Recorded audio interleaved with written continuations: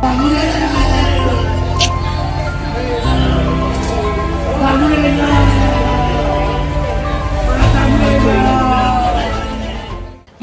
సిరిసిల్ల జిల్లాలో జరిగినటువంటి అత్యంత దారుణమైన సంఘటన. ఎందుకంటే 10వ తరగతి విద్యార్థి 10వ తరగతి చదువుతున్నాడు, ఆయన ఉరి వేసుకొని చనిపోయాడు. బట్ రీజన్ తెలిస్తే మాత్రం నిజంగా ఎవరికైనా సరే ఒక రకంగా కోపం వస్తుంది, లేదంటే జాలి వస్తుంది, లేకపోతే ఎందుకు ఇట్లా పిల్లలు ఇట్లా తయారైనరు అనేది కూడా మనకు అనిపిస్తూ ఉంటుంది. ఎందుకంటే ఈ పిల్లాడికి చెడు వ్యసనాలు అలవాటయ్యాయి. అంటే ఒక 6 months బ్యాక్ యాక్చువల్లీ సిగరెట్ తాగుతూ వాళ్ళ తల్లిదండ్రులకు కనిపించడం జరిగింది. సో ఊరు ఇది ఎగ్జాక్ట్లీ ఎక్కడ అంటే కోనరావుపేట మండలం సుద్దాల గ్రామానికి చెందినటువంటి ఈ అబ్బాయి పేరు వచ్చి శ్రీనివాస్. ప్రస్తుతం 10th క్లాస్ చదువుతున్నాడు. అయితే 16 years అతను. సో సిగరెట్ తాగేసరికి అది తండ్రి కంటపడ్డాడు. సో తండ్రి ఇట్లా ఎంతవరకు కరెక్ట్ మనకు తెలుసు కదా. సో ఇట్లా ఎస్పెషల్లీ మగపిల్లలు అండ్ 16 ఏట ఉన్న మగపిల్లలు ఒక్కసారిగా ఈ సిగరెట్ తాగడం ఏంటి అనేది ఎవరైనా తల్లిదండ్రులు కొంచెం తిడతారు, మందలిస్తారు. కొన్ని టైమ్స్ అయితే 10th క్లాస్ విద్యార్థి కాబట్టి మేబీ 1-2 దెబ్బలు వేసినా కూడా పెద్ద ఆశ్చర్యం లేదు. ఇక్కడ ఏం జరిగిందో మనకు తెలియదు. బట్ తండ్రి కోపంతో యాక్చువల్లీ నువ్వు ఇది కరెక్టా, 10వ తరగతి చదువుతున్నావు, సిగరెట్ తాగడం ఏంటి అని కొంత గట్టిగానే మందలించాడు. సో ఏం చేశాడు, 6 months బ్యాక్ జరిగినటువంటి ఇన్సిడెంట్ ఇది. అప్పుడు పురుగుల మందు ఉంటుంది కదా, ఆ పురుగుల మందు తాగేశాడు.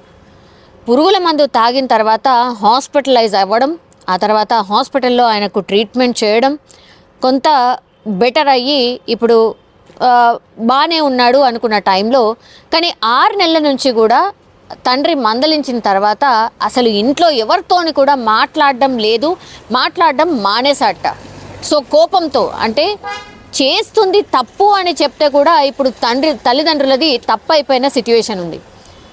16 సంవత్సరాలు నీకేం తెలియదురా, ఇప్పుడే చెడు అలవాట్లకు వ్యసనం అయిపోవడం ఇది ఎంతవరకు కరెక్ట్, ఇది చెడ్డ అలవాట్లు, అసలు తాగనే తాగద్దు, సిగరెట్ ఎంత డేంజరస్ అని తండ్రి చెప్పే ప్రయత్నం చేయడంతో అప్పుడు 6 నెలల క్రితం ఈ ఇన్సిడెంట్ జరిగితే అప్పుడు పురుగుల మందు తాగాడు. తర్వాత హాస్పిటలైజ్ అయ్యి ట్రీట్మెంట్ అయ్యి ఆయన ఆ కోపాన్ని అలాగే కంటిన్యూ పెట్టుకొని మనసులో అదే బాధని కంటిన్యూ చేస్తూ అప్పటి నుంచి కూడా తల్లిదండ్రులు వారి ఇంట్లో ఉన్న వాళ్ళు ఎవరితోని కూడా మాట్లాడకుండా చాలా లోన్లీగా ఉంటూ, సరే ఇంకా కొంచెం బెటర్ అవుతాడులే, రాను ఆ కోపం తగ్గుతుందిలే అని ఎవరైనా సరే తల్లిదండ్రులు ఆశిస్తూ ఉంటారు.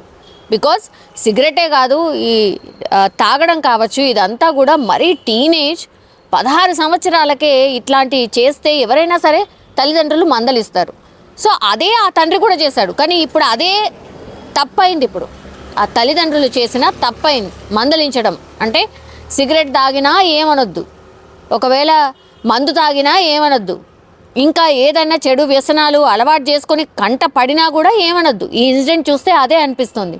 తీరా ఏమైంది, 6 నెలల తర్వాత కొంత బాగుపడ్డాడు, ఓకే కోపం తగ్గిన తర్వాత మాట్లాడతాడులే అని అనుకుంటే తీరా చూస్తే నిన్న శుక్రవారం రాత్రి ఇంట్లో ఎవరు లేని టైంలో ఉరి వేసుకొని ఆత్మహత్య చేసుకున్నాడు. ఇప్పుడు తల్లిదండ్రుల పరిస్థితి ఏంటి, ఏమైపోవాలి? ఆ తల్లిదండ్రులు ఏడుస్తున్న విధానం చూసిన తర్వాత నిజంగా పిల్లలు అసలు ఎట్లా ఆలోచిస్తున్నారు, మినిమం కూడా తల్లిదండ్రులు ఆ అటాచ్మెంట్ అసలు ఉండట్లేదా? ఈ చెడు వ్యసనాలకు బానిసవడమే కాకుండా ఇప్పుడు తల్లిదండ్రులకు కూడా ఒక శోకం మిగిలించిపోయిన పరిస్థితి కనిపిస్తోంది.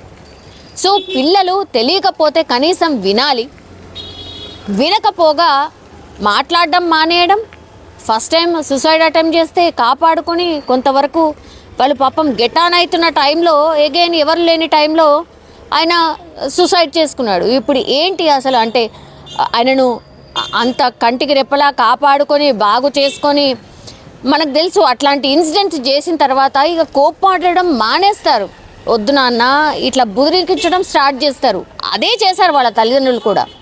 అయినా కూడా ఎవరు లేని టైంలో చూసి ఇప్పుడు ఉరి వేసుకొని చనిపోయినటువంటి సిచ్యువేషన్ ఉంది. ఈ ఇన్సిడెంట్ చూసిన తర్వాత అసలు పిల్లల ఆలోచన విధానం ఎంత భయంకరంగా ఉంటుంది. కనీసం వాళ్ళ అమ్మా నాన్న గురించి కావచ్చు, ఎవరి గురించి ఆలోచించట్లేదా? మరి మా తండ్రి ఎందుకు చెప్పాడు ఏంటి అనేది కూడా కనీస అవగాహన ఉండట్లేదా? ఆ ప్రాపర్ కౌన్సిలింగ్ జరగట్లేదా? కోపం ఎవరి కోసం? ఇప్పుడు లాస్ట్కి వస్తే బాధ ఎవరికి? తల్లిదండ్రులకే. ఈ ఇన్సిడెంట్ చూసిన తర్వాత అందుకే నేను ముందుగా చెప్పాను కదా, ఈ బాధపడాలో లేకపోతే జాలి పడాలో ఏమీ అర్థం కాని పరిస్థితి. ఇప్పుడు తల్లిదండ్రులు మాత్రం టోటల్లీ ఆ అబ్బాయిని గుర్తు చేసుకుంటూ, అంటే మేము చేసిన తప్పేంటి అనుకుంటూ బతకాల్సిందే జీవితం అంతా కూడా.